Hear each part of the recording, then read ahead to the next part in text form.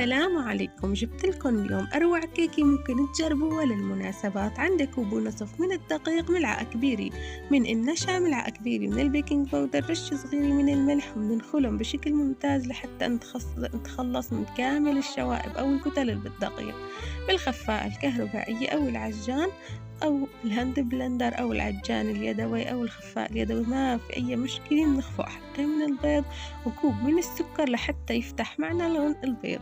بنضيف ملعقة كبيرة من الفانيلا ونصف كوب من الزيت أثناء الخفق كرمال يتكاثف معنا قوام الخليط ويتقال ويتضاعف حجمه. أول ما بيتضاعف معنا حجم الخليط بنوقف خفق وبننزل بنصف كوب من الحليب أو العصير حسب ما بتحبوا وبتفضلوا، وبنخفقهم شوي وبننزل فوق المكونات الجافة. بنحركهم بشكل ممتاز لحتى نتأكد إنه اختفى معنا الدقيق بشكل جيد، وإذا حبيتوا بتضيفوا رشة برتقال أو برشة ليمون.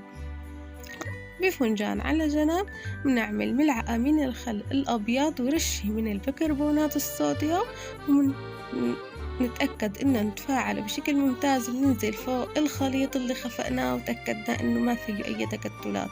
بنضيفهم على قالب مجهزينه مسبقا بالقليل من المواد الدهنية ورشة من الملح، وبنخبزهم على فرن درجة حرارة 180 عالق من تحت بس لمدة 40 ل 45 دقيقة أو 50 دقيقة حسب الفرن الموجود. بعد ما بتطلع معنا بنتركها تبرد بشكل ممتاز. وحبيت أنا هون زينها بالكريمة، قطعتها ل3 قطع وبلشت زينها بهاي الطريقة.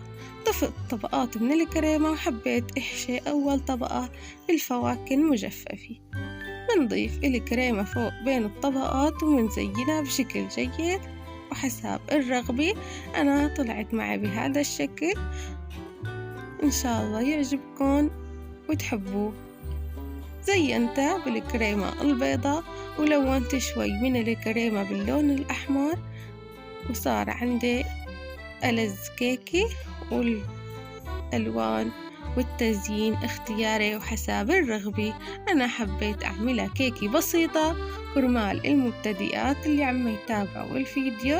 وإذا حبيتوا الكيكي لا تنسوا تعملوا لايك للقناة واشتراك ومتابعة، وصحة وألف عافية. بتمنى تعطوني رأيكم بالتعليقات، ومع السلامة. بنلتقى بإذن الله بفيديو جديد ووصفة جديدة وطبخة جديدة. ولا ألذ، صحة وألف عافية.